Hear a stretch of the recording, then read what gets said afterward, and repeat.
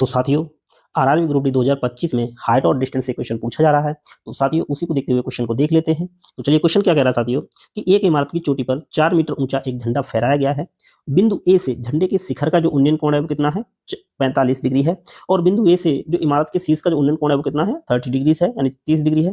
बिंदु ए जो है वो धरातल पर स्थित है और इमारत की ऊंचाई ज्ञात करनी है। तो साथियों कर लेते हैं क्वेश्चन को। एक ट्रायंगल बना लेते हैं। ये एक ट्रायंगल है और ये एक इमारत होगी साथियों।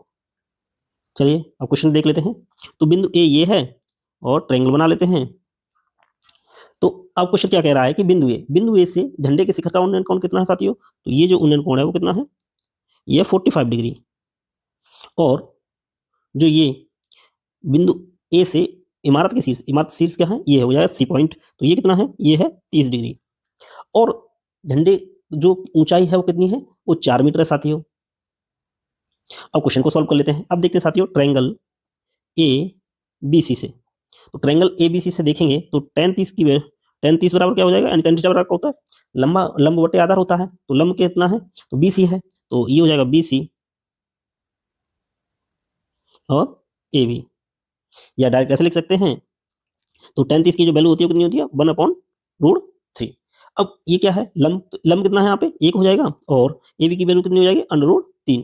किस किस ट्रायंगल से, ट्रायंगल ए बी सी में। अब साथियों नेक्स्ट देखते हैं ट्रायंगल ए बी डी से। तो tan 45 और tan 45 डिग्री बराबर क्या होता है साथियों, 1। तो 1/1 लिख सकते हैं इसको, जी लिख सकते हैं। तो अब 1/1 यानी 1 जो हो जाएगा, हमारी लंबाई हो जाएगी बी डी की पूरी, और एक ही लंबाई हो जाएगी इससे ए बी की। अब साथियों हम देख पा रहे हैं कि एक जगह ट्रायंगल ए बी की जो दूरी है, मतलब sorry triangle A B C से जो ए बी की दूरी आ रही है वो √3 आ रही है, और ट्रायंगल ए बी डी से दूरी वही दूरी 1 आ रही है, यानी ये समान होनी चाहिए, समान दूरी है।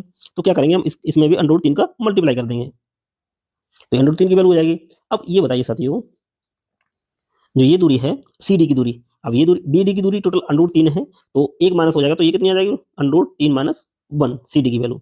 लेकिन सी डी की जो वास्तविक वैल्यू दी है वो कितनी दी है, यानी सी डी की जो वैल्यू दी है वो कितनी दी है, 4 मीटर। तो सी डी की, अब इसमें कितना मान है, √3 माइनस 1, तो √3 माइनस 1 की वैल्यू कितनी हो जाएगी, 4 मीटर। तो एक की वैल्यू कितनी हो जाएगी, 4 डिवाइड बाई √3 माइनस 1। अब इसको सॉल्व करेंगे तो ये हो जाएगा 4 into √3 plus 1 upon √3 minus 1 into √3 plus 1।